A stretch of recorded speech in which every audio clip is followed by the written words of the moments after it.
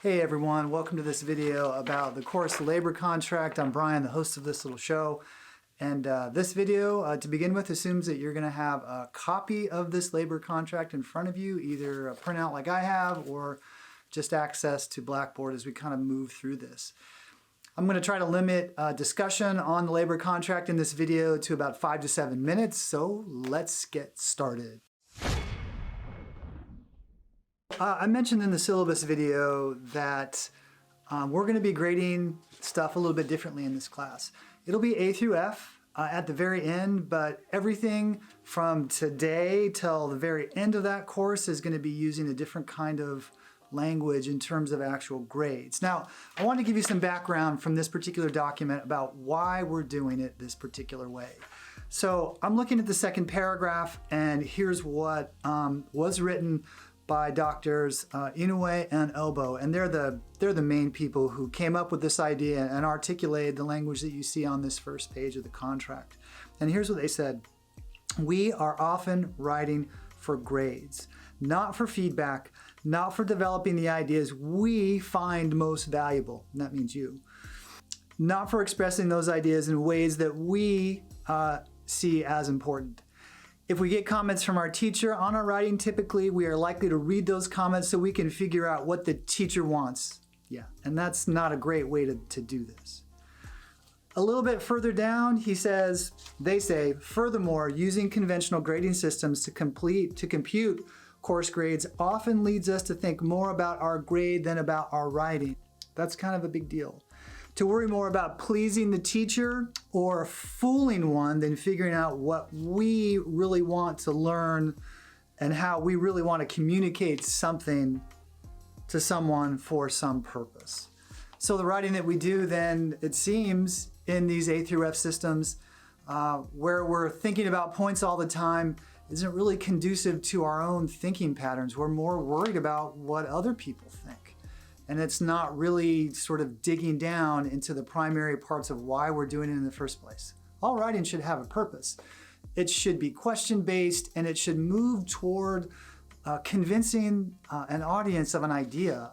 But if we're thinking about points and what the teacher wants, that mess gets a little convoluted sometimes. So for sure, at the bottom of this page, you're going to get lots of assessments from me, and that's for sure. Everything that you give to me, I'm going to have something to say back to you about it. And I'll be doing it through a variety of means within Blackboard that we'll establish there in that particular place. As I scroll down through this document, I want to highlight the area it says, thus the default grade in the course is B. And look, I made a fancy placard. The default grade is B in the course. So right now, as you're watching this video, you have a B in English 101 until you lose it. You can keep it, or depending upon how you work during the course of the term, it can go up based on what you submit to me in terms of essay writing. Now I'm under the section called B grades, and the first bullet says, participate in class regularly. I mentioned in the syllabus video that we have 6 live sessions that are scheduled within the topical guide, and I described how those are going to work, generally speaking, in that particular video. It's important that you're in Blackboard every week and you're checking out what's going on. If there's a live session, attend. If you can't, check out the video that's posted afterwards, and then get into the weekly materials for our course. And that just means all the stuff that's going to be online. So there'll be some readings, there'll be some requirements for things that you'll need to turn in as well. So get in every week and do the work. Scrolling down a little bit more, there's a bullet that says all the labor in the course, reading, writing, and other activities should be done in the spirit in which it is assigned. And further, it says, please meet the minimum time and effort intensity requirements, and don't worry about word amounts or page numbers. And I don't really talk in those particular terms. So here's what I mean by labor amounts. Labor is your time to complete a particular assignment. So on every assignment that I give in Blackboard, I'll say this might take 30 minutes, this might take 60 minutes, whatever. So for most minor assignments that we have, minor assignments take anywhere from 30 to 60 minutes. And those are small things like notes for essays or discussion board assignments or journals, that kind of thing. And major assignments, which are essays, usually take 3 to 4 hours. So if I'm saying if you devote 3 to 4 hours to do an essay assignment, chances are you're giving yourself the best shot to do well on that particular assignment. Because sometimes when I say, give me 4 pages or give me a certain word amount, people will just stop at that point and then they don't really take their ideas any further. Scrolling down a little bit more, I see an area called assessment is different, as I mentioned, not A through F until the end, as it will support your critical thinking and writing processes. Now this is totally true, and you can see what the scores are, which I've mentioned in the syllabus video as well. Exceeds, meets, approaching, and doesn't meet expectations. To earn a B in the course, it says students should consistently aim for the meets expectation category. I didn't say that right, but you get the idea. Both exceeds and meets are good grades. And students should also view the approaching meets grade as a work in progress. And you should know that approaching isn't a bad grade. It's me saying, hey, look, there's some good stuff happening here. But you could maybe do this, this, and this to make it a little bit closer to our assignment parameter. Again, approaching. It's okay. People think this is like a D or something, but it's really not. It's not, maybe not the best, but it's maybe not the worst. You put in the time and energy and it could be different. And that's why we use approaching. Instead of me saying, oh, -10, this sucks, I'm gonna say approaching, and here's why I think so. Difference, I hope you'll see that. Okay, so I wanna talk about 3 bullets on this page now. Missed assignments, late assignments, and doesn't meet expectations. So students sometimes don't do well in my class for a couple of different reasons. One, it just has to do with their consistency level. So if they're not getting their work in on time, obviously it's going to be late. And if you get enough of those, your grade's going to go down. And we'll talk about that in a few minutes. If you get a bunch of lates, your grade will also go down as well. So too, if you score a bunch of don't meet expectations on assignments, and your grade's going to go down too. And I just want to read a little bit from that here. These types of assignments fall well short of instructional assessment criteria. And this is always going to be defined in a rubric that I publish in class. These grades can be completed should the student desire to use a do-over. We'll talk about that too in a couple of minutes. These are very different from approaching meets expectations grades where the student made a good faith effort and they hit their labor mark.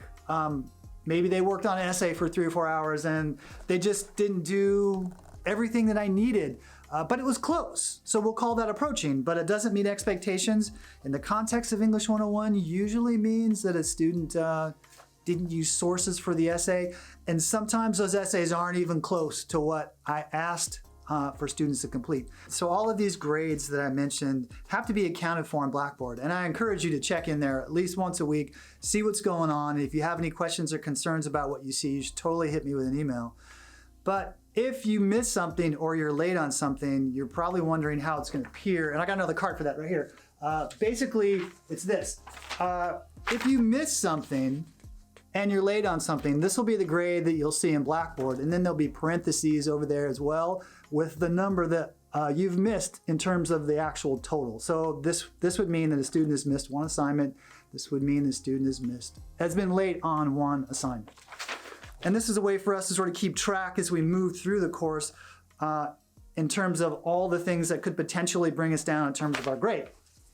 As I come back to this particular document here, it's just important that you check into Blackboard and you understand that's one of the main ways that we can communicate with each other. What students really want to know, if I'm being truthful, is how do you get an A in the class? So on the contract, it says, as you can see, the grade of B depends primarily on behaviors. Have you shown responsible effort and consistency? This will lead to a B, always to a B. Grades of A depend on a few additional conditions. The completion of the 4 required essays and portfolio where the student exceeds expectations on 4 of the 5 major assignments. This also includes the portfolio. So that seems kind of in line with A through F classes where students are demonstrating levels of proficiency that are up here and not necessarily down here. Now, as far as grade movement in the course goes, we have something called the +1 essay. And students have used this successfully to move between grades. So say, for instance, you don't score 4 of 5 exceeds on all these projects, but maybe you get a couple exceeds, a couple meets. What then can you do? Well, the +1 is going to be your best friend. You can do this additional essay. You need to score exceeds on that essay, so you got to put some energy into it. And students have used this to move between C to B, B to A, etc., etc. Okay, I'm at the section of the contract that talks a little bit about the grade table. And this is the way that students lose ground in the course, and you can see that now.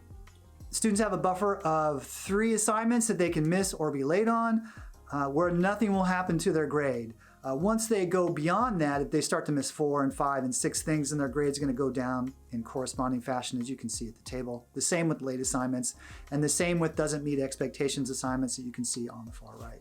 So remember this piece of paper from earlier? This has to do with the grade table. So that number that you guys see over here, that just means you missed the thing or you're late on a thing, and it's okay at this particular point, but if this number were a 4 or a 5, that would be a problem. Yeah, we don't want that.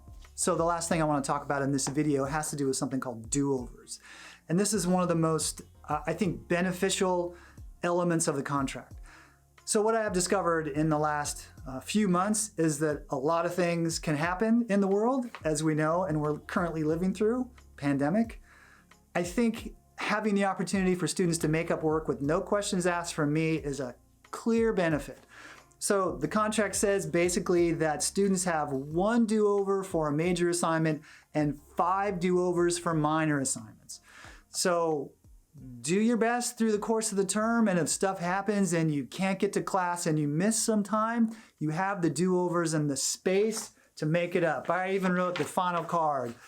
This is about having the space to be able to do the work should life pull at you and drag you away from our particular course. So I'm glad we had a chance to talk about the labor contract. I'm excited to work with you all this term. If you have any questions or concerns, let's talk in Blackboard or by email, and I will see you in the next one. Peace.